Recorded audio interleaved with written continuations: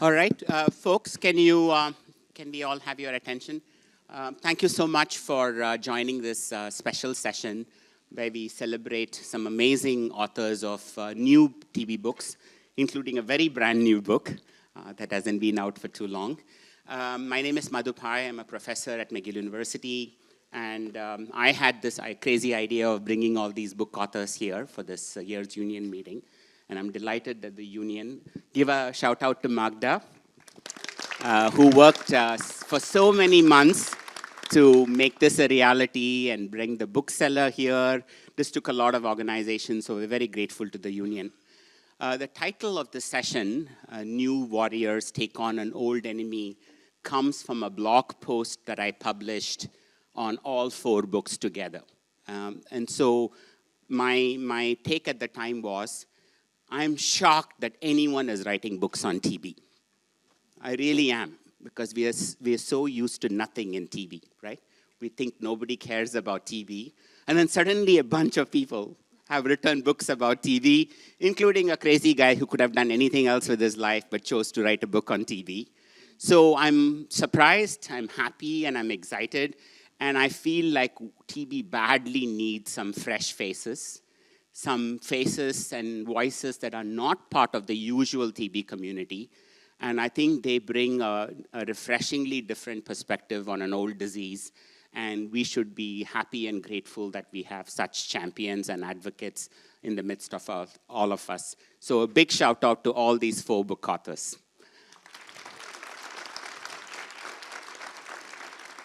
So the way we're going to proceed, and before I proceed any further, in his opening keynote, John spoke about visa injustice.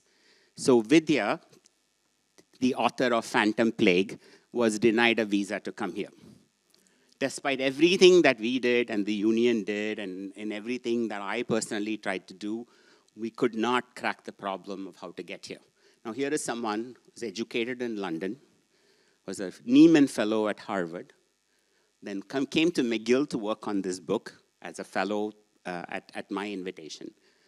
Here is an amazing author, could not convince the Danish government that she is a person who could be allowed into the country. And we heard the same thing that happened to Henry's mother. I think we really have to rethink what we are doing in the world of TB. We have to make our conferences safest for people who are most impacted, who are most knowledgeable, and who are from the global south. Right now, I do not see many global north places as being safe. How many of you think it will be a smart idea to have a TB conference in the United States right now? No, this isn't a joke. I would be scared, right? So we need to really think hard. The Tropical Medicine Conference a week ago was in snowy Canada, in Toronto in winter. We are not sure we are going and organizing events in a place that is safe and inclusive for all. So I'm hoping that in Vidya's absence, we can all give her a big, big round of applause. And even her bookseller let her down by not shipping the books here for you to buy. So she's really having a very hard time. And so while she will speak to us through a recorded video message, I really think we should all support her by going out and buying a copy of this book. It's called Phantom Plague. I will read out a small passage from this later on. But we miss Vidya, and we want to make this as an example of that we should all hold TB conferences where TB is a problem, where the most knowledgeable people are living in, and that is in the global south. Thank you. So the first author I would like to introduce is Handaa. So if we can show her book and profile. I've known Handaa for many years. And so Handaa Enkh-Amgalan is originally from Mongolia. And she suffered from TB when she was young. And as she has eloquently said to us in many different fora, it wasn't the TB that bothered her as much as the stigma, including from her own community and family members, that was hardest for her to digest. So her book is called Stigmatized. Copies are available outside. you can buy it and have her sign it. So I'll first ask Handaa. In your case, Handaa, it's very easy to know why you may have written a book about TB, but a lot of people do have TB, they recover from TB, but they don't go around writing books about it or advocating for it. You have chosen to take a risk by being so vocal and visible, even in your own community. I read that your own parents were worried that you were going to become so public with your TB story. So tell us your story and how you overcame, you found the courage to write this book. Great. Thank you for this question. And first of all, I just want to say that it's an honor to share this panel with these incredible authors. And thank you, Madhu, for your idea to bring us all together. So for me, why I wrote this book, the motivation behind it is deeply personal, as Madhu mentioned. And so in that sense, it made it both very straightforward, but also very not straightforward. On one hand, it was straightforward because I had TB myself and I had lived the illness and the shame, the stigma that unfortunately comes with it. So for me, it was natural to put those experiences onto paper, like keeping a diary. And it really helped me to process that experience and move on with my life in a more healthy way while helping to raise awareness. So in that sense, it was very straightforward. But what wasn't very straightforward is also because it was too personal. And this story is not just about me, it's also a story about my family. So that made it really difficult. And in my culture, family, reputation, a sense of community are such strong pillars. So there was a lot at stake for me to share this book. So at that intersection, that tension of, this very straightforwardness, but also very non-straightforwardness, something beautiful came out, and that was my book. I chose storytelling to be a form of resistance towards stigma, and I hope everybody in this room finds and continues their own form of resisting stigma and tackling TB. Thank you. Thank you, Handaa. That's beautiful. And could you tell them a little bit about your screenplay stuff that you're working on? Thank you. So it's really exciting that I have decided to turn my book into a film screenplay. So currently I'm working on the screenplay draft and hope to have a beautiful film out of this experience as well on screen to reach more people and raise more awareness. Because oftentimes when I talk to people, people still have this reaction of, is TB still a thing? Isn't it gone already? So through this beautiful creative channel, I want to change that narrative. So it's really exciting work. Thank you. And I know filmmaking is expensive and it's challenging. I think I had sent you Lucky Specials. Lucky Specials is a beautiful movie on TB set in South Africa, and we screen it in our global health courses. But it's not been easy to make these sorts of movies. And I know John's movies, we'll ask John later whether movies are a bigger medium than the same thing as books. But we would love to see your film come out. Maybe by next year's union meeting, we can screen your movie. Exactly. Thank you. All right. Vidya is not here. So Vidya, if we can get her video up, Magda. So Vidya is a journalist. She's not a TB survivor. She's from South India, as am I. I've known her for many, many years. In fact, I supported her in the publication of this book. I gave her a fellowship to come to McGill University, where she came. She writes McGill and Harvard as two of her intellectual homes that led to this book. So she spent about 3 months with us, and she was in McGill Library, sleeping, drinking, eating, everything in the library. And she is not just a TB journalist. She writes on many different health and science topics. She did a lot of work around COVID-19. So she is a health and science journalist based out of India, where she lives right now. And then she came to Harvard to do a Nieman Fellowship in communication. So an amazing author. And so while she's not here, she was kind enough to send us a short video of about 7 minutes. So let's listen to her talk about the book, and then I will read out a small paragraph from the book. Go ahead, Nat.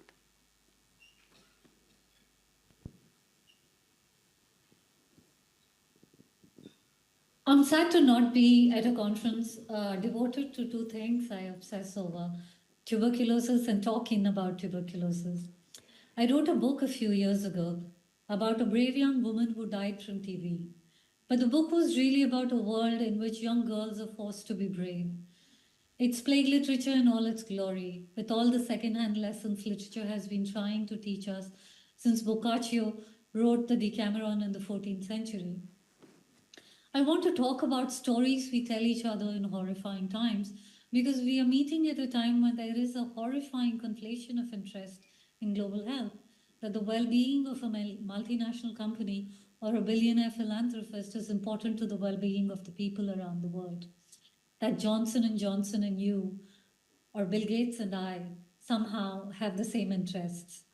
Be it India or the United States, global health's rickety structures are being upended by mad kings.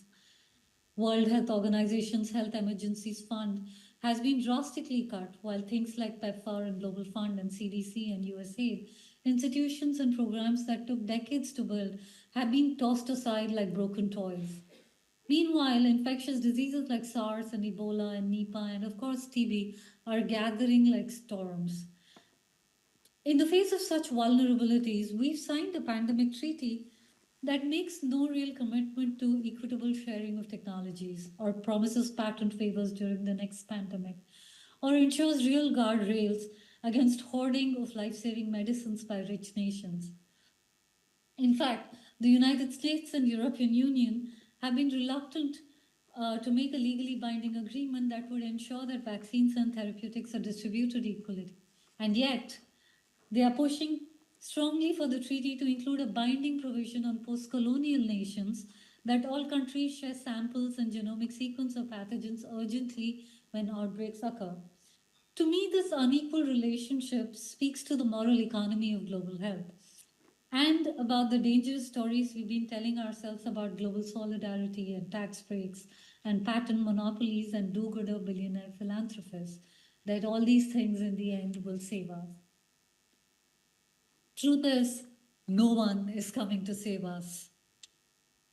Johnson & Johnson and you, and Bill Gates and I, sadly, do not share any common interests. My hope is that the current funding crisis leads to a transition away from aid dependency and towards self-reliance in post-colonial nations. But for now, there are no quick fixes. There is no going back from this. For now, my reality involves reporting on TB patients in India who are running out of medicines, and also reporting on British pharmaceutical company GSK for shelving a TB vaccine as early as 2018 because it was not a commercially viable market. A disease that infects 10 million people every year and kills 2 million annually is not a good market.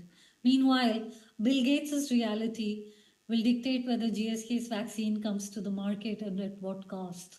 For the record, NIH has already invested $2 million in federal money in that vaccine, but now it entirely depends on the Gates Foundation to be brought to market.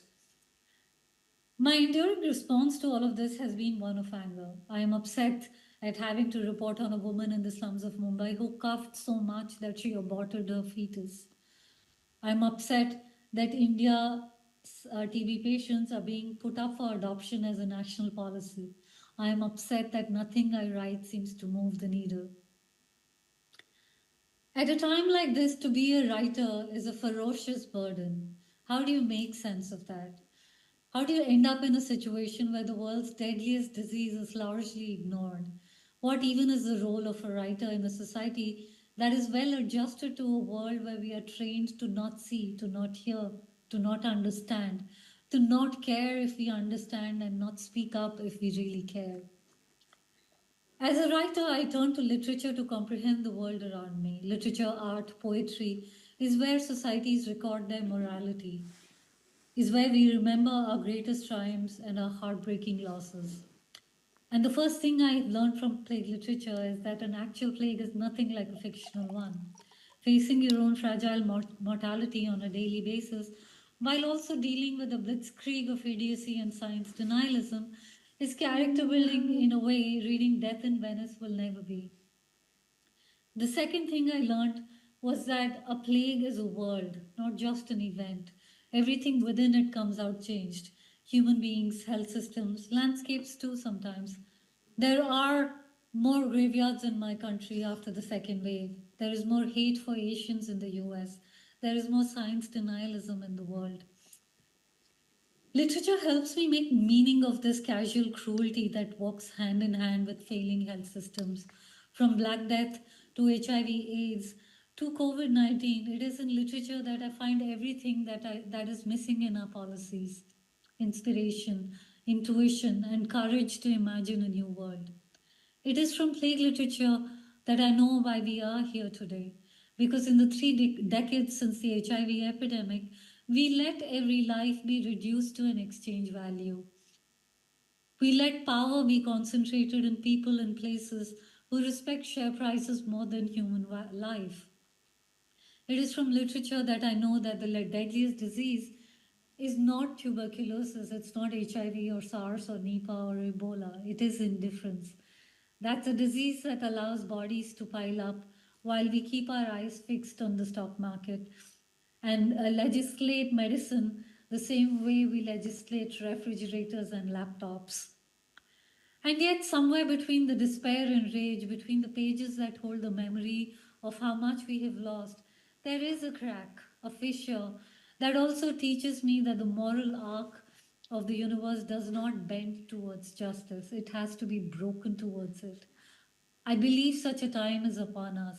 The political climate demands that we set aside old structures and build new ones. I'm going to leave you with a mantra Gandhi, the greatest journalist India never produced, often repeated.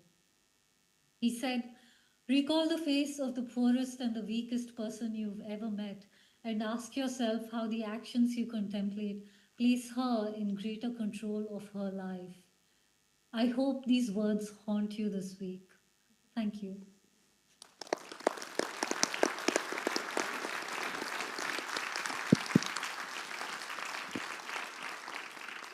Thank you, Vidya. Vidya has already done what I was hoping to do, to have some honest conversation about what the hell has gone wrong with the world.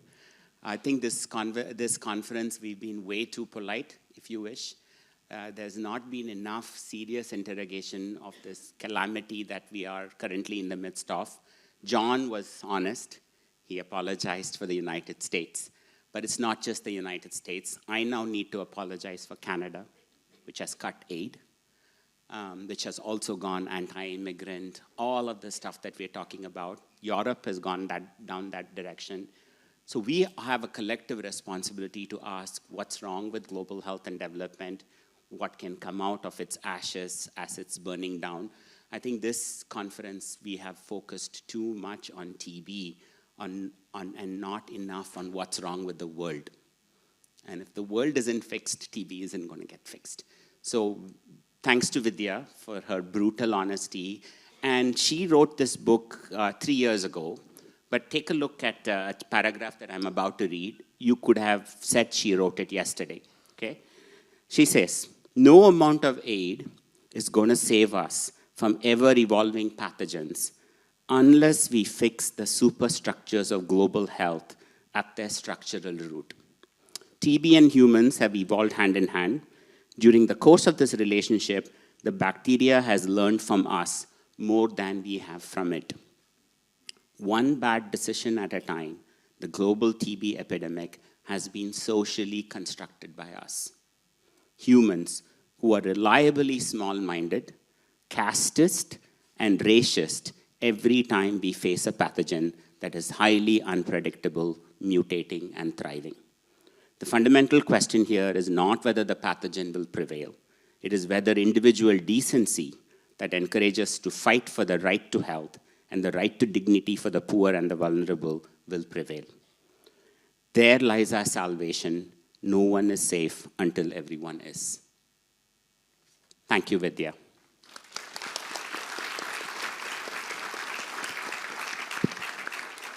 I'll now ask John to tell us a little bit about, it's a question that I have asked him many times, and I've even prefaced my Lancet book review of John's book by saying, this guy could have made a lot of money writing Fault in Our Stars Part 2. And he chose to work on tuberculosis. I think I already know why he chose to write on TB, and he clearly said that in his opening keynote. But I would still like to know what motivated a white American to write about a disease that most people in the high-income country don't give a damn about. Well, thank you for that question, and thank you for all your support. The short answer is that when I went to Sierra Leone in 2019, I thought I was going to learn about maternal health and neonatal care, and that's been a passion of our family for a long time, and so we were trying to understand the challenge of what had led to Sierra Leone having the highest maternal mortality rate in the world. And then on our last day there, we were asked to visit a tuberculosis hospital, and I met Henry there, Henry Ryder, who many of you have met this week. I'm very grateful that he's here, even if his mom can't be because of visa injustice. And I came home from that trip thinking about Henry, as Vidya just said, thinking about one of the most marginalized people I'd ever met, a child, an incredibly vulnerable person, and wondering what the hell was wrong with me and what the hell was wrong with my information systems, that I had no idea that tuberculosis was still the deadliest infectious disease in the world, and what the hell was wrong with the world that the deadliest infectious disease in the world has been curable since 1955. We talk a lot about the importance of new tools, and we do need new tools, but of course we don't need new tools to eliminate TB. We know that because we've mostly eliminated TB from many countries with existing tools, in some cases with tools that aren't as powerful as the tools that we have today. And so I was just horrified by my own ignorance, by and then slowly as I read about tuberculosis, first in Vidya's book. So Vidya's book was the first book I read about tuberculosis. It's a brilliant book. It's enraging, it's gut-wrenching, it's beautifully written. And I emerged from that book thinking, well, this both doesn't make sense and does make sense. That was the first moment when I began to see tuberculosis as a barometer for injustice, a way of understanding a broader injustice, the injustice that we build systems where some lives matter more than others, and where some lives are valued and other lives are discarded. And I wanted to understand why that is, and so I read Handaa's book, which gives a very personal, intense, wonderful analysis of what it's like to live through the experience of being treated as less than human, both being treated as less than human by your social order and being treated as less than human by the medical system. And those books were hugely influential to me. I didn't think I was writing a book. I thought I was writing because writing is my way of thinking, my way of trying to understand the world around me, and I was obsessed with tuberculosis, and so I was writing a lot about tuberculosis. Maria's book did not yet exist. I wish that it had. I think Everything is Tuberculosis would be a different book if I'd read it early, if I'd read The Black Angels earlier, but which is to say I would have stolen from you. But the books that I read, and then I started reading much more and reading many of your papers, even though that was a challenge for me as I don't have a science background. And I just came to understand this disease as totally unacceptable and a reflection of a world where we've built systems that are totally unacceptable. It wasn't until 2023, though, when I saw Henry again, that I realized what I'd been writing could, in fact, be a book. I mean, it never occurred to me in all those years that I was writing about tuberculosis that I could write a book about tuberculosis, precisely because I thought of myself as the kind of person who writes books like The Fault in Our Stars, not who writes a science book. But I came home from that trip, talking to Henry much more regularly and talking to him almost every day. And Henry wanted me to tell his story, and Isatu wanted me to tell the story. And I realized that I did have the opportunity to tell the story through a book if I wanted to. You can imagine the delight at my publisher when I called them and said, "There's a new book," and it's not The Fault in Our Stars 2. But they've been very supportive of the book, and so many people have. It's been received so generously. It's been one of the great thrills of my professional life. Thank you, John. That was amazing. I think it would be fair to say that you are an ally. For example, you didn't have to uplift other books and authors the way you just did and the way you've actually written in your own book. You didn't have to bring Henry to the podium and share the limelight with him. I think you're setting a phenomenal example of what it could be to be a good ally from a place of privilege, a high-income country, a white person. You're role modeling for us what some of us could be doing more, uplifting others who may not have the same opportunity. That's nice of you to say, although I'm always focused on what I'm not doing enough of, and I think I don't do enough of that. So I do try to make it a focus, but I think I need to do more of it too. So for me, it's about better listening, more careful listening. Listening across geographies can be challenging. Listening across language barriers can be challenging. Listening across cultural and experiential barriers can be challenging. But that makes it more important, not less important, to closely hear the words that people are trying to share with us. When Isatu, especially Henry's mom, was talking to me, she speaks very limited English, and I speak very limited Creole. And so we would have a translator, sometimes Henry, sometimes someone else, who would be translating for us. And I would always try to repeat back what I'd heard as best I could to try to make sure I understood it, because so often I didn't. So often I wasn't hearing the actual point that she was trying to make. I was hearing something else. I was seeing it through the lens of my own experience or seeing it through the lens of my own biases. And it's only in repeating back and asking, do I really have it, that I learned that I, in many cases, didn't actually have it. So yeah, I mean, that's something that's a priority for me. But again, something that I've learned from other folks. Nobody's brought into the world a good advocate for inclusivity and social justice.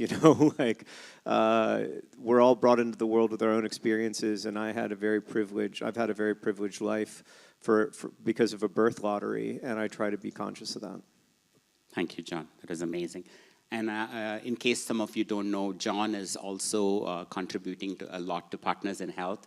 That's how I met John first. We are both on the board of Partners in Health. He's supporting a hospital in, is it in Sierra Leone? Yeah, maternal hospital in Sierra Leone, but also an effort in Lesotho and hopefully beyond to bring truly comprehensive care to communities, as well as an effort in the Philippines to end TB in one island in the Philippines as a way of providing a blueprint and proving that we just don't have to accept this world. It's so frustrating to me sometimes that when you're in the daily grind of it, it feels inevitable. It feels like, God, how could we ever change this system? In much the same way that when you were in the daily grind of early 18th century France, it felt inevitable that King Louis XIV would be the absolute monarch ordained by God to lead the country. But what a dumb idea that was, right? What an incredibly stupid idea it is that somebody should be the king because their dad was the king.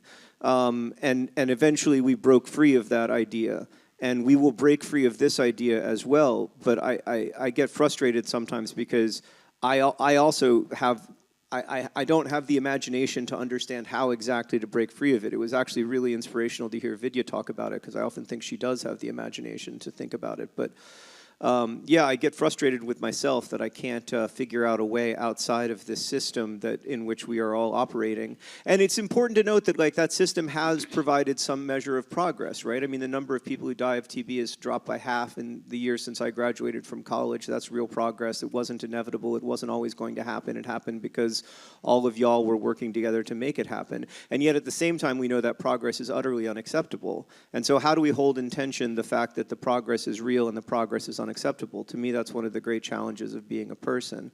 And so all of this is on my mind all the time and fuels my desire to, not just write this book, but to make a big part of the rest of my life working and encouraging to working toward a more just and equitable healthcare system for the world. Wow. Thank you, John. We are officially declaring you a global health expert now. Oh, shit. And you have to write books on HIV, malaria, oh, God, and everything no. else. No, I'm too obsessed with TB. I got more to say about TB, unfortunately. Thank you. Over to you, Maria. So, Maria and I have known each other for a few years. She kindly sent me a copy of her book, although I only got it signed during this trip. I've never actually met her in person. And then we invited her to speak in our McGill TB Center seminar, and I introduced her to other TB centers and where she's been giving talks. So Maria, you're also like John. You're a white woman from the United States. You didn't have to. Not exactly like me. You didn't have to write about tuberculosis at all. You could have done something else with your time. And most US publishers would have probably said, we don't want to publish anything on TB. There's no local market for it. So what got you down this journey, and what has been the experience of writing a book about TB, especially in this crazy time period we are in? Yeah. Hello? Yeah. Thank you for that question. And thank you for inviting me here and for putting this together. And John, you are a wonderful literary citizen. So thank you for that.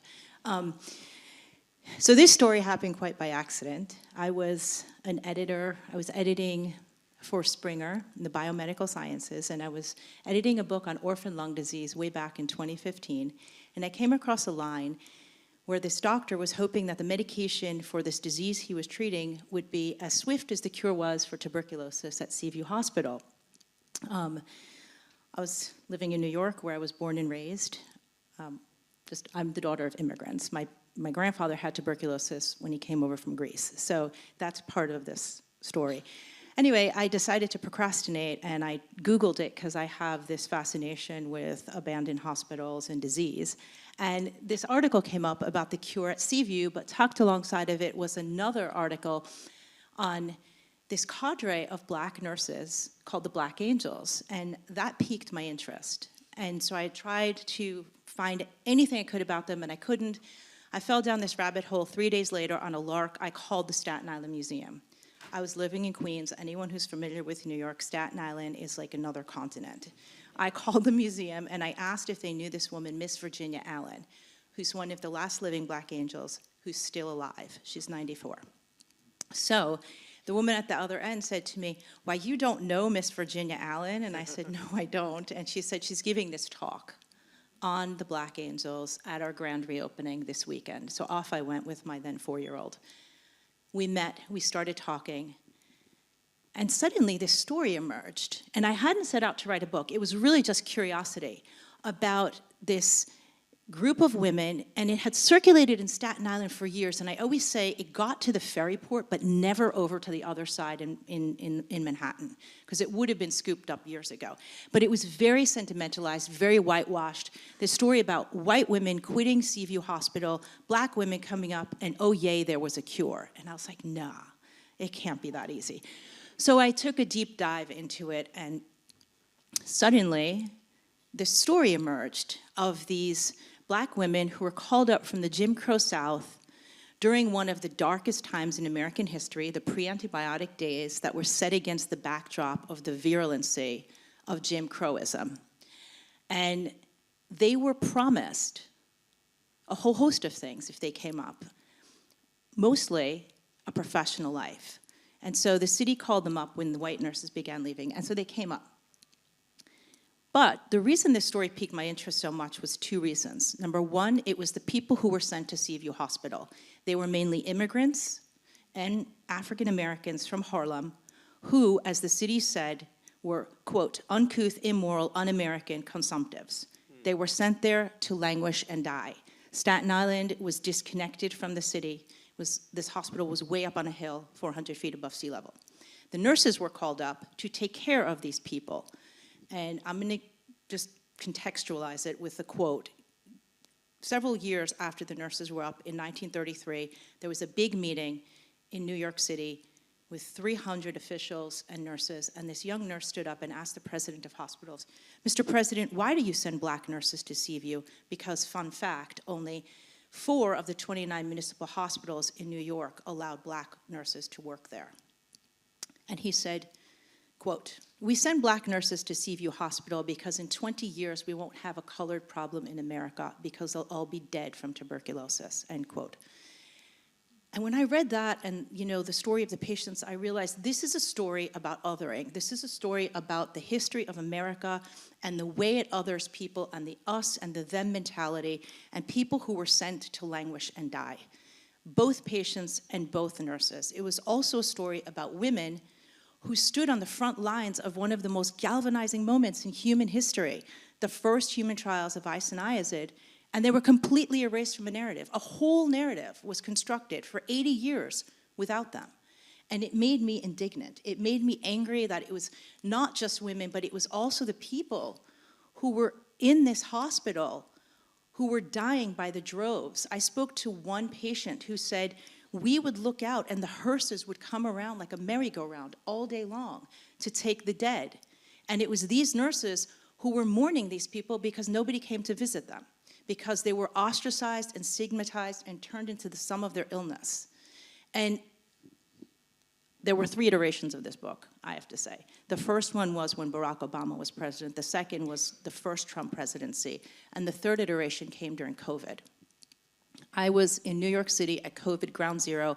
If any of you saw images of the hospital where the nurses were wearing garbage bags, that was a mile from my house.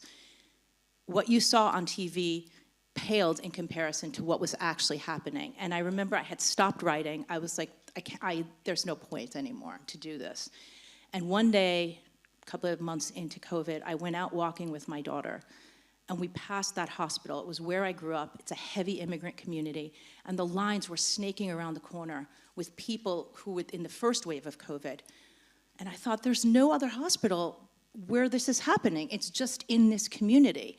And it struck me at that point that nothing had changed in 80 years, that whether you lived or died depended on the zip code in which you lived. And then I came back and rewrote the book, and that kind of became the heartbeat. So that's a long-winded way of saying, like, it was a lot of things that fueled the writing of it. It took me 8 years to write it, because there were no archives. That was another thing. Then all of the, whatever might have existed on the nurses was tossed into a storeroom, that all of the files turned to pulp. The same thing with the patient files. There's a floor, it's, you know, probably from here to here, maybe, I don't know, 20 feet and 4 feet high, filled with patient files that are just tossed and disintegrating.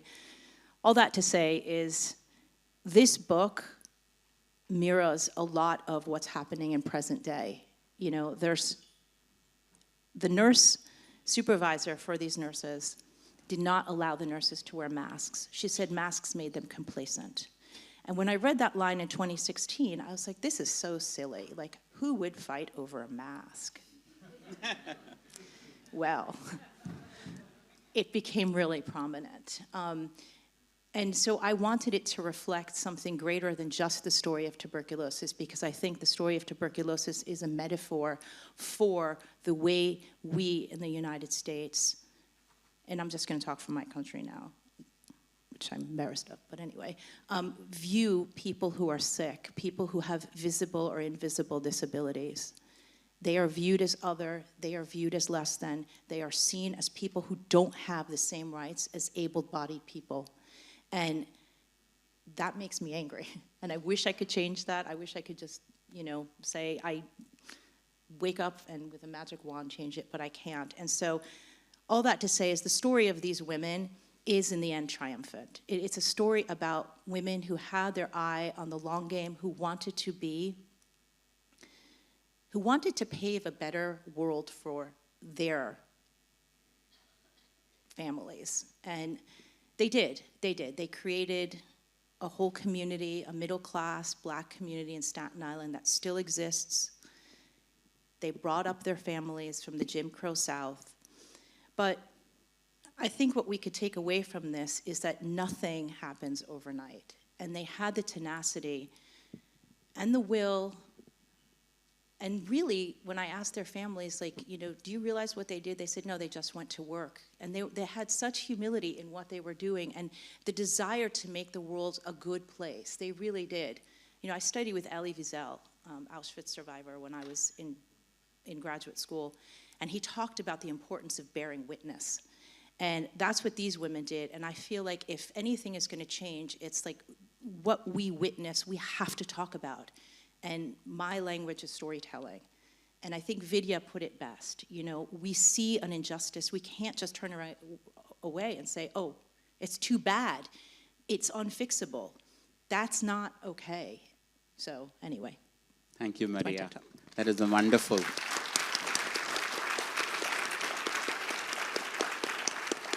I think your book also did something special that I'm not quite sure. I've read so many books on TB.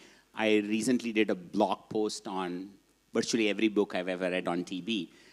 Your book is one of the only ones that I think genuinely honored nurses working on tuberculosis. When was the last time you saw nurses working on TB get adequate credit? Right? And they are the ones who are at the bedside way more than doctors. Yes. Doctors shoot in and shoot out, don't spend much time inhaling MTB. They're inhaling MTB 24/7 in the wards. Yeah. Many of them do fall sick and die of TB. We don't even offer them adequate protection. Right. In most low-income countries, there is no N95 respirator mask. They are just out there braving it. And so I think this is a beautiful tribute to every nurse who's ever worked on TB. Thank you. I will add, Dr. Robachek's son, who was one of the most extraordinary human beings, told me that his father always said, if it wasn't for the Black nurses, none of this meaning the isoniazid trials, but also the running of the hospital, would have happened. And he understood that. And so that was so poignant to me when the son had told me that, because when the story broke, one of the most iconic photographs where we would say went viral is of these sick patients who are, death was imminent, they're up jitterbugging, and in the back stand the nurses. And the journalists walked by them hundreds of times and never asked once, will you talk to me? They asked the patients, where is Dr. Robachek? Because he went into hiding. But they never asked the nurses. They're not mentioned. There's hundreds of articles. There's not a single, and they're articles that were sent to me from Germany, from around the world, translated. Not a single mention of a nurse. So in this second round of questions, and then I'll open the floor, I'm sure all of you have great questions in your mind. Handaa, back to you. So in this catastrophic year that we've had, to be honest, I've never felt so demoralized as I have this year. January 20th, the inauguration, I was actually in WHO Geneva at a TV meeting. I woke up the next morning, went to WHO office, everybody is looking shell-shocked. Right? By then, all the executive orders were coming thick and fast, withdrawal from WHO, withdrawal from Paris Agreement, USAID. It's been like absolute non-stop shit show for the last year.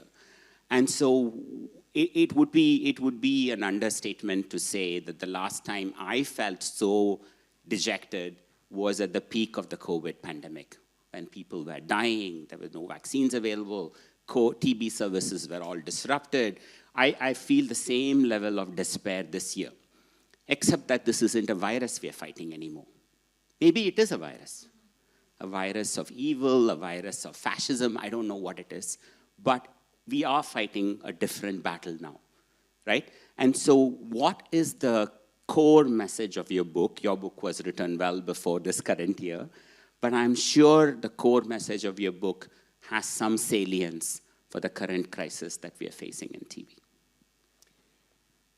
Thank you. Is it working? Yeah, okay. Thank you for that question. The core message I wanted to share in my book is stigma can be more damaging than the illness itself. It delays diagnosis when people are ashamed to go to the hospital. It can break families apart, especially if family reputation is at stake. It can keep people silenced, isolated, and most devastatingly, it can kill people, right? And so I wanted to share that message, to go beyond the medical lens and to look at the emotional and social layers of this disease through my lived experience. And one thing that really struck me when I was writing is how I was able to draw parallels to a lot of other things that I was seeing in my journey abroad. And I realized that how arbitrary stigma is, how we decide that certain illnesses deserve more compassion and certain illnesses deserve shame and stigma. And if, as human beings, if we can create stigma like that, we can also uncreate it. And if we also have the power to create this dynamic, we can also dismantle it. So that really a concept I wanted to unpack and show that it's not just specific to TB. There are so many parallels out there that shows just simply how arbitrary it is in nature, and if it's that arbitrary in nature, it means it's not rooted in truth, it's rooted in misinformation, it's rooted in fear. So as you say, it is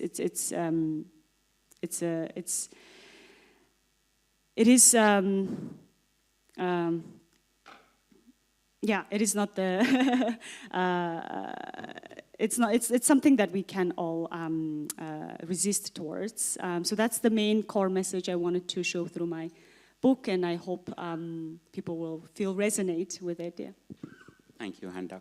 And I hope if any of you know of filmmakers or people who are willing to contribute to her film, I don't think we realize, I think John is an exception here, but they all do write books or make films with virtually no financial support from anyone. Not necessarily a salary, even travel here wasn't straightforward. So as much as we think that book authors are celebrities in some ways, they're not necessarily well paid. I think it's important that we keep that in mind. So John, over to you. What would you say is the core message of your book, and how is it relevant to this current crisis we are dealing with? Well, one of the core messages is actually something I learned from Handaa's book, which you were just talking about, which is that a disease is not just a biomedical phenomenon, it's also the stories we tell about it. And the stories we tell about it shape how people live and die of the disease, but also who lives and dies of the disease. And that's something I learned, I very much learned from you, as well as from talking to TB survivors. I really wanted to emphasize that in the end, like, Mycobacterium tuberculosis is an exceptionally difficult foe, right? Like, it is hard. It's not a sinus infection. It's not even COVID. It's a difficult beast to tame. It's had 300,000 years probably to evolve with us. It's been around for a very long time, and it's done a very good job of adapting to us, and that makes it really hard to fight. That said, we all know in this room that Mycobacterium tuberculosis is not the real cause of tuberculosis in the 21st century. The real cause of tuberculosis in the 21st century is us. And our choices, our systems, the world we've built together That's what's really causing death from tuberculosis today. It is us. And that is very discouraging in that it reveals this horrible truth about us, which is that we are capable of extraordinary monstrosity when we make ourselves distant from suffering. But it is also good news, because if the cause is us, the solution can also be us. And that was what I was hoping to communicate in the book.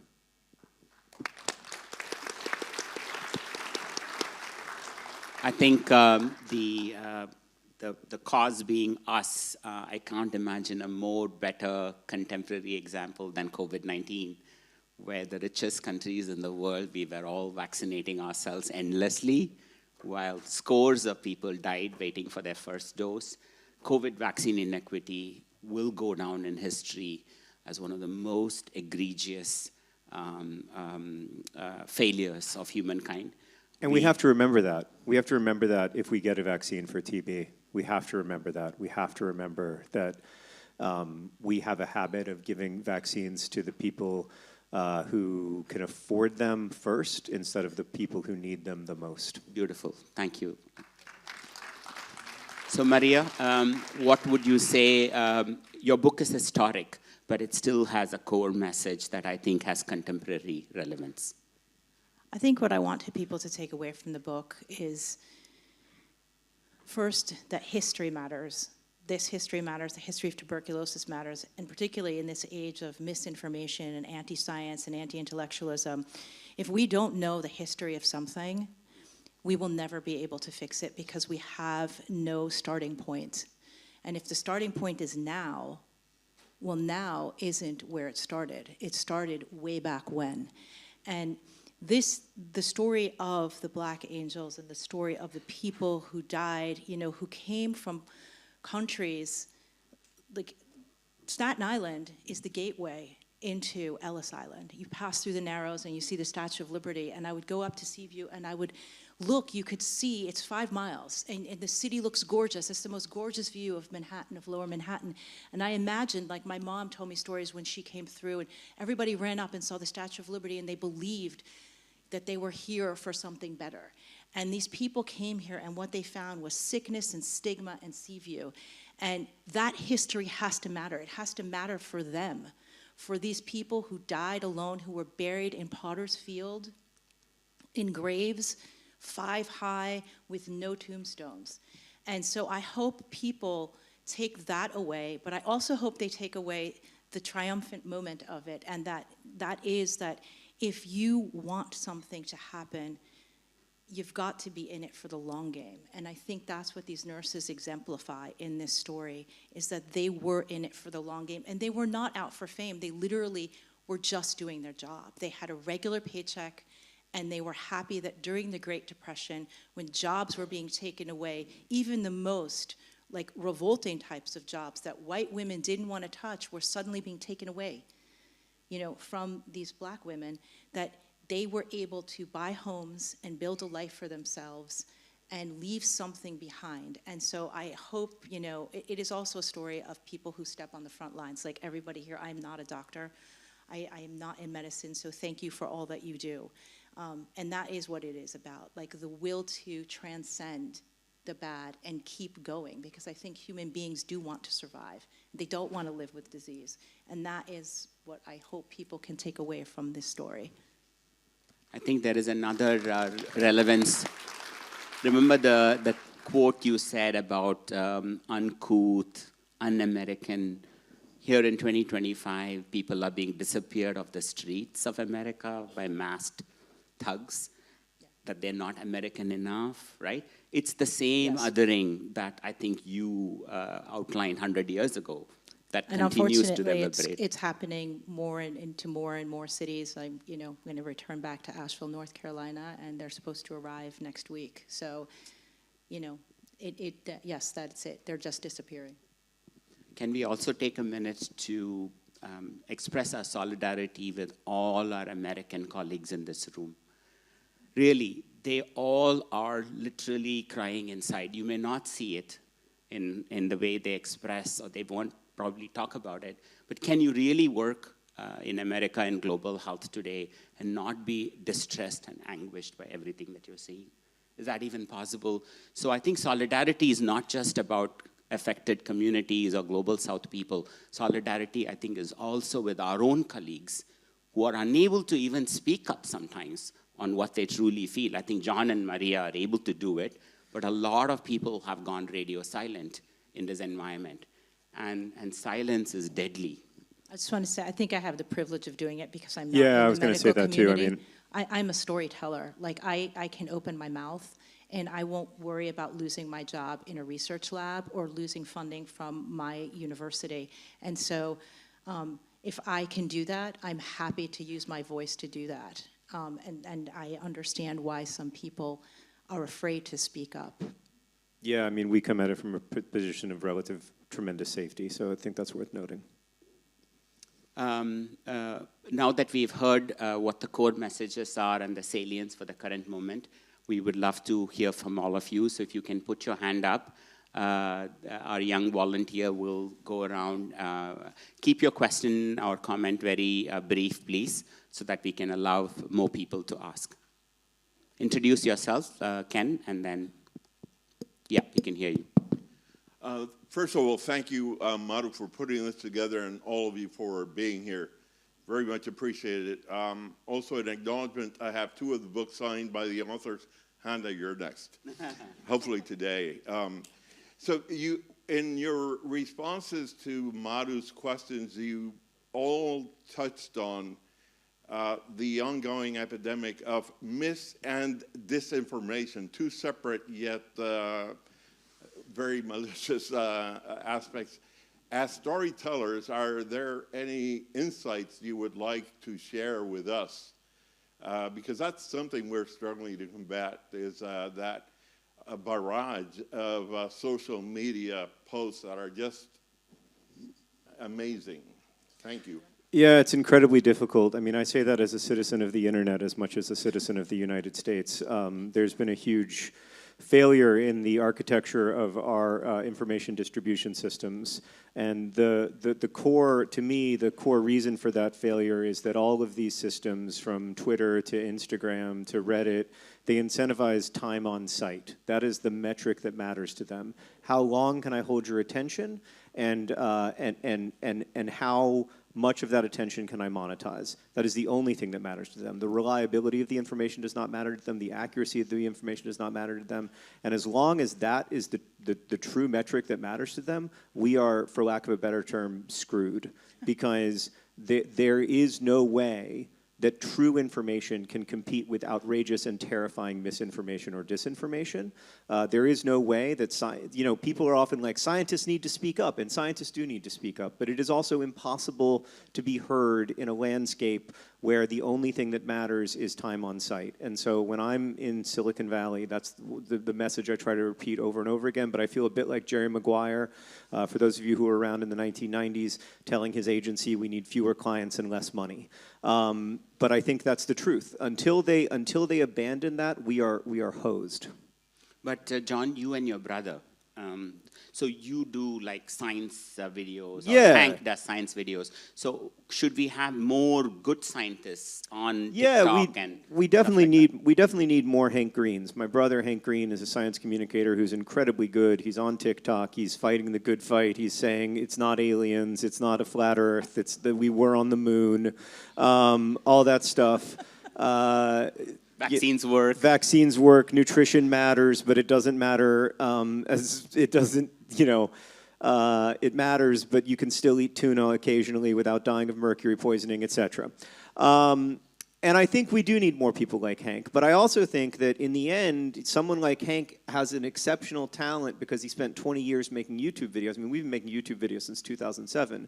So it's very hard to find another Hank because Hank can compete in that information landscape that includes Mr. Beast and endless disinformation. Most of us can't, including me. A lady here?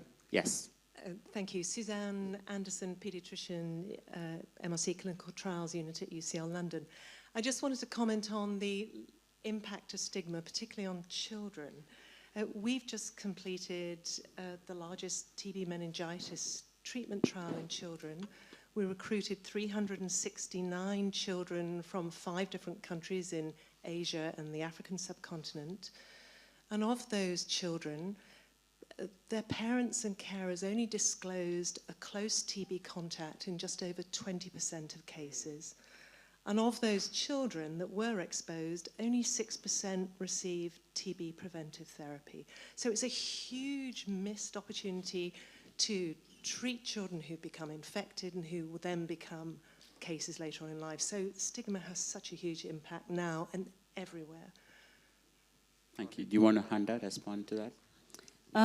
Yeah, so my story, I had TB when I was 15, so a teenager, and I was at a pediatric TB ward, and I've had the pleasure and sadness also of meeting many children who had TB, and unfortunately some of the kids whose parents abandon them and don't visit.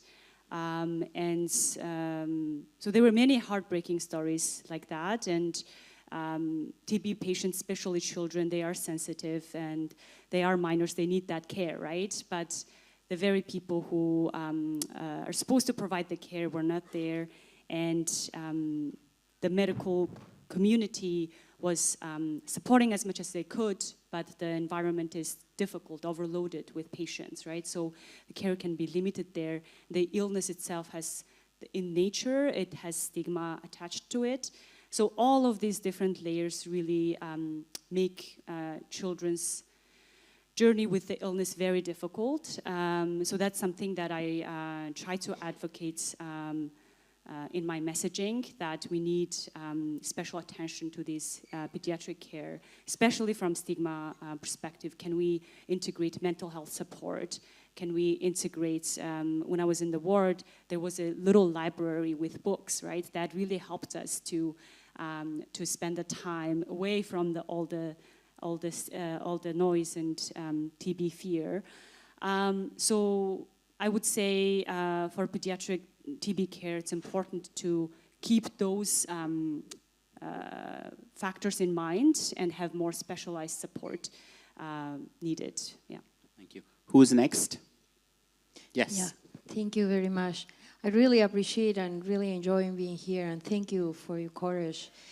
And this question relates to epistemic justice, particularly what message do you have to our, apologies for those, but to our failed academic leaders? What message do you have so we can really put your books in the hands of our first-year medical students, first-year nursing students? Because I think it's about time that we start talking about how we reframe our rigid curriculums so we move beyond these biomedical solutions, and TB is a perfect example. We need biosocial solutions, but it's too late by the time we are talking to a fourth-year medical student that know very little about TB. It's not about going to a medical mission to poor Honduras or poor Caraballo in Lima, Peru to learn about this. Thank so you. What do we do about this? Can you introduce yourself, Mahu? Yes, good afternoon. I'm a troublemaker, Mahu Brunet from the Global South. Thank you. Who wants to take this? I'll Go ahead, Maria. I think this relates also to the mis and disinformation. John's right, there's no competing on like these online, it's impossible. Like if I put something out there, it falls away. I get like 6 likes. But anyway, I think what your question is and what you're asking is so important, because if schools who are teaching the next public health schools and nursing schools, medical schools, take these books and put them in the hands of first-year students, the discussion that literature can open and the ways that you can talk about, for instance, hard topics, race, stigma, you do it through the story, right? You don't even have to open up the conversation and say, we are gonna talk about it. You say, we're gonna talk about it in the context of this book. And that gives them a starting point, and that gives them, you know, the history and the knowledge of the experiences of people, and it creates a kind of narrative humility when they go out into the world, and a cultural competency by reading books like Vidya's, like Handaa's, like John's, and like mine, that all talk about marginalized populations. This also will help combat when these students go online and start reading this nonsense. And it might embolden them because they have the knowledge to do that. So if you can put this in the hands of your students, any one of these books or all of the books, you know, it would be so wonderful to start creating a global curriculum that is out of medical. You know what I mean? These are not medical books. These are narrative nonfiction books. They read like stories. And I think that would be extraordinary, actually. Yeah, and one thing I wanted to mention is this concept of illness narrative is something that should be integrated in medical schools. And that goes beyond the patient identity, right? Because as a patient, as soon as you enter the hospital, even on the form you see, right? Patient Handaa. I'm no longer a person Handaa, but a patient Handaa, right? So how can we move beyond that biomedical lens? And in that, I think a lot of universities, institutes, research centers have a role to play to integrate that illness narrative that focuses on the story of the person and also centers on that person's resilience and empowerment, not just the suffering, right? Because it takes hope, resilience, all of that to overcome that. And then you can shed light on what is the solution, right? With the insight from that person. So yeah, that's what I wanted to add. I just want to say the only medical professionals that do that are therapists, psychiatrists, will take a history of who you are. Everyone else, you enter that room and your history begins with patient.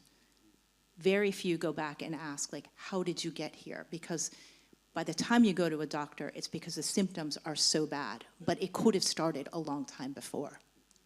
Thank you, Maria. Who's next? Yes. Hi, my name is Jacqueline. Jacqueline. I'm a master's student at McGill, and I work with Dr. Pai. And I think my question is more directed towards Handaa.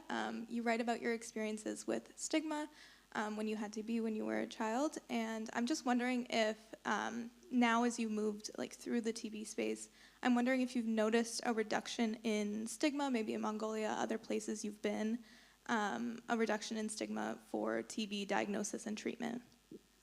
Is it better today? Excellent question. So one thing about stigma, it's really hard to quantify and nail down on the reduction, right, in terms of outcomes. So I cannot exactly comment on that, but I will share my observation. One thing that I observed that I really appreciate is this shift from, I call it like this parent and child dynamic of doctor and patient. Oftentimes, when you are a patient, you are automatically considered to be someone lower than that person, right? Whether it's not an actual parent and child, but that dynamic comes into play. And automatically the power shifts, right? Questions you can ask, it can get minimized. For example, you don't feel comfortable sharing the wider history that she was talking about. Maybe it started even years before that you didn't feel comfortable sharing, right? So over the years, I've been doing advocacy now for 5 years in TB space. I'm seeing this shift every time I speak with TB researchers, nurses, and doctors. They want to learn more from my perspective, from patients' perspective, and that I respect so much. And yesterday, I was sitting there and people coming in to get my book.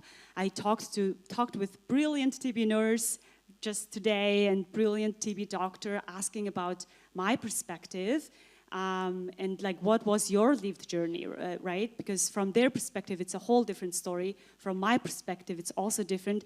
And those attempts, the humility they are showing is just something, it really touched me yesterday and today. And so that speaks volumes, and I hope our technical colleagues carry that forward and keep that eagerness to learn more from the perspective of the patients, the survivors, the lived experience, beyond the biomedically lived experience. I think could we all agree that when we organize TB meetings or commissions or panels, we always begin with a TB survivor speaking. That is, I think, the rock bottom we should embody as a practice. And I will be honest, I used to I still teach a very popular TB diagnostics course that many of you may have taken for almost 15 years. It's only in year 8 or 9 I woke up.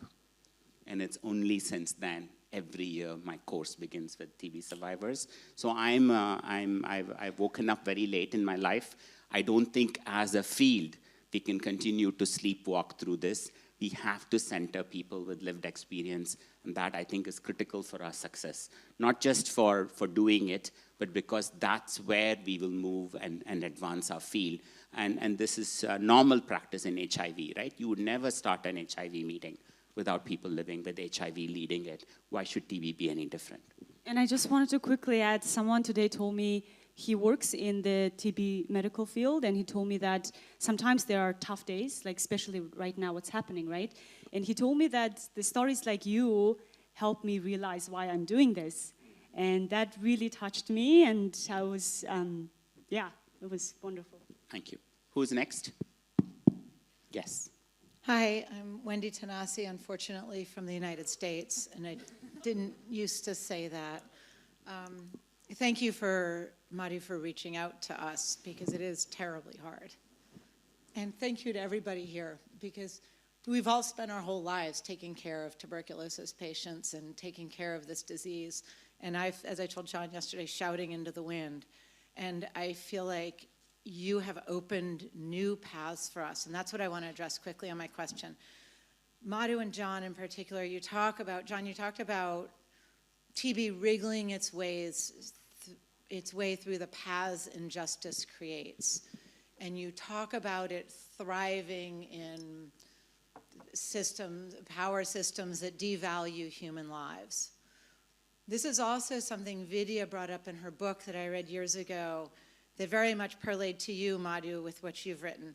Vidya talks about these buildings in Mumbai that are built 6 feet apart, so that there's no light, no UV light that comes down, no air that transmits between them. There's no way they cannot suffer disease.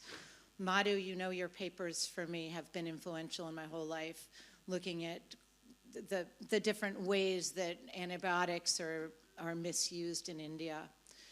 So when I look at tuberculosis from a systems perspective, from a caste system perspective, I know that we're all here poking our fingers in the dam, waiting for the solutions that are more the social justice solutions. You are the first voices we've had outside of our circular community of medicine. And you've talked, Maria, about children and education.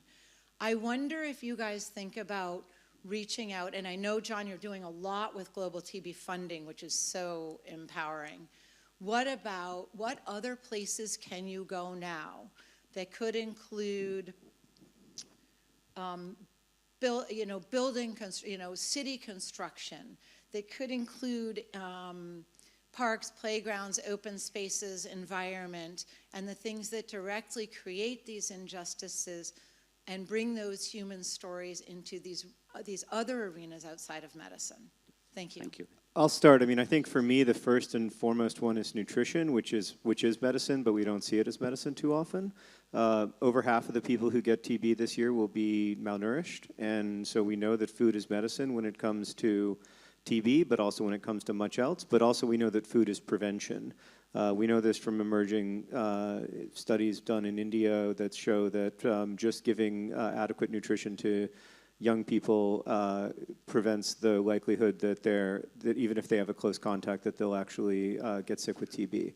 And so the idea that food is medicine and food is prevention is not just true for TB, it's true for lots of diseases. Malnourishment is so closely associated with ill health in a lot of different ways, with stunting in early childhood, with other forms of ill health. So that's something that I'm thinking about as well. And John, you may or may not know the story, but food is medicine, food is prevention is obvious to everybody in this room today because of trials done by Anurag Madhavi, the rations trial. But what a crazy thing to have to do a trial. Crazy thing to have to do a trial. And so that also says a lot about us as a community, that we've always known about the importance of social determinants. Heck, we knew about undernutrition as a key driver decades ago, but it takes us a long time to find ways to actually intervene in them. Right? Now we're doing cash transfers, now we're doing interventions. Hemant is working on reducing mortality among those who are at highest risk. It is really taking us time. I have to say, compared to any other union meeting, the amount of young people, especially young people who are passionate about social protection and social determinants and working on undernutrition today is amazing compared to what it was in the past. It has taken us time. I think we are awake now. Whether we can actually do meaningful implementation in countries and push the needle on social protection is a next story. But at least we as a community are wide awake that we have to turn off the tap. The tap is wide open. That's why there is so much TB. No amount of curative work will stop the tap from overflowing. I want to say I think it's access to health care. I can talk for New York City. The tenements where these immigrants went are still standing in the Lower East Side. The NYCHA housing, which is the New York City Housing Authority, they're just like this, 10 to 12 people, multi-generational homes in 300 square feet with windows that don't open, with heat that doesn't work. There's no, and then people get sick and they don't have access to health care, and that's a whole other can of worms that we don't have time to get into. But if you could create access for people to go to a doctor, and an emergency room should not be a pediatrician's office, but people go because they don't have money to go to the pediatrician and they can't pay healthcare premiums or whatever the excuse is, you could mitigate not just tuberculosis, but a whole host of other things. And that feeds into the nutrition. There's most of the schools in New York City, there's 1 million kids, over half of them are fed breakfast and lunch at school. And they were not given those food stamps recently during the shutdown. Right, because we like to demonize children, women and children, thinking that they don't deserve to eat, or whoever else. That's a mythology. It's just women and children. That went to nursing homes. It went to everywhere. Denying people food is probably the cruelest thing that I can't believe that I'm living in a moment where we deny people food. Which also says that for those of us working on TB, we also have poverty in the highest income countries in the world. The indigenous TB rates in Canada are 300 times higher. And so we have pockets of deprivation and neglect even within our so-called high-income countries. So global is local, local is global. Yeah. It's perfectly fine to do local work on TB in the most underserved communities within our high-income countries. Next question, anyone? Hi, Emma. I'm an infectious disease physician from working on the Larrakia lands in the top end of Australia. I wanted to ask my question to Handaa, but also just to thank you for your book, by reading some of the paragraphs from your book to one of my patients from a remote Indigenous community. She has been brave enough to have a voice and share her story by hearing that there are other people in the world that are doing the same thing. What I wanted to ask was, as a physician, what more can we do to empower people, particularly from vulnerable populations where people don't have a voice? What more can we do to empower people for more people to want to share their story and advocate around TB? Thank you. I think I will focus on two things, but there are so many other things. One is just having that awareness and intention that this illness has inherent nature of stigma. And if we get into the stigma, of course, understanding the cultural elements to it, whether the stigma attached to TB is related to poverty, or is it related to the myths and misconceptions like TB is an inheritable disease, or whether it's because it's connected to prison, HIV/AIDS, understanding that can really help to destigmatize, right? Why they are being scared. In my experience, for example, being poor or having that low income status itself is really embarrassing thing in my culture. And so getting TB, and my whole family works very hard to try to avoid being labeled as poor. And they work very hard, but then their daughter gets sick with the illness of the poor, and that was a big punch in the stomach, where it's almost like, yes, you do belong here. You are poor, and now you have the illness of the disease. So it's inevitable, right? So for me, that was the biggest embarrassment, and for my parents, for my family as well. So just understanding that really helps to minimize that, right? So I would say that's one thing. But of course, for that, as I was saying, health workers are always overloaded with patients. So of course it's hard. So finding that balance is something to of course keep in mind. The second point I wanted to make is, in my book, I not only talk about TB, because TB is not the only factor in my life. I grew up in Mongolia and I worked very hard. I learned English as a second language. I put myself through college and grad school, all on full scholarships, for example, and I wanted to share that as well in my story, because TB is not just me, right? I'm a multi-dimensional person, and I think encouraging your patients and survivors to share their stories, it's important to highlight that, because if they hyper-focus only on TB as the central theme, their identity is minimized, right? So approaching their bigger story and weaving in the TB story can be an empowering way to encourage your patients and survivors. Thank you. Thank you, Handaa. Last question before we close. Thank you, sir. So myself, Dr. Hamsamini, I'm public health specialist from India. So having said, like, almost half a decade I have spent with the TB program in the country. And the major, my experience was with the migratory populations, like more of mining, but let's keep the mining also, more of migratory. I'm not not exactly addressing the migratory, like who are in the hall, 80% definitely they're not in the same place where they were born. My voice is towards those migratory populations who are the blue collars, who are actually, for the bread and butter, they have moved out of their cities. And definitely the felt need of those people to be screened for certain diseases also, it's a suboptimal. In that scenario, keeping myself away from the doctorship, as a common man, why don't we connect the dots? Because definitely these books are like very much brainstorming for us as a common person as well. So when such voices are given such migratory population, because there is no policy as such in the established policy, why don't we give some voice for them? And there are potential for the solution as well. In this current situation where the fund is actually a challenging thing, why don't we think on the departments or the existing system which is already a stable one? Why don't we pitch on that and definitely uplift these most vulnerable for all the disease? Thank you. Thank you, sir. I think we all agree that migrants are at special risk, and let's not forget the refugee crisis. 110 million people globally are currently forcibly displaced, and we have more conflicts today than we've had since World War II. So the world has gone nuts in terms of wars, conflicts, the catastrophe in Gaza being only one among many. And even as the number of people who are forced to migrate has increased, our leaders have become anti-migrant, anti-refugee, essentially racist.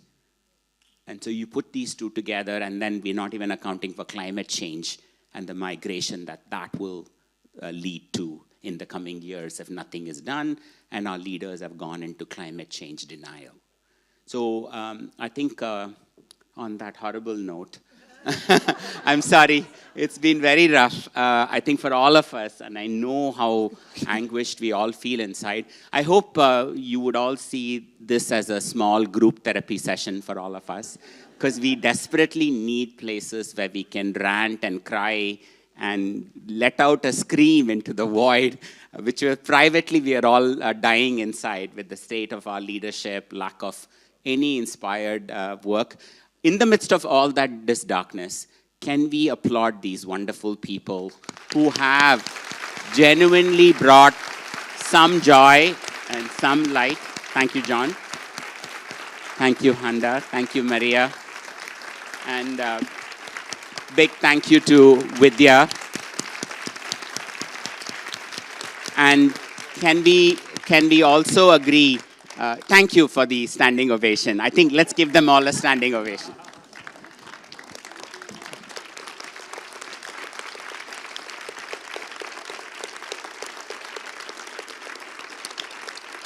And may this inspire many more people to write about TB and other horrible things that the world is currently going through, because it's only by talking about this we can even take steps towards solving it. Thank you very much.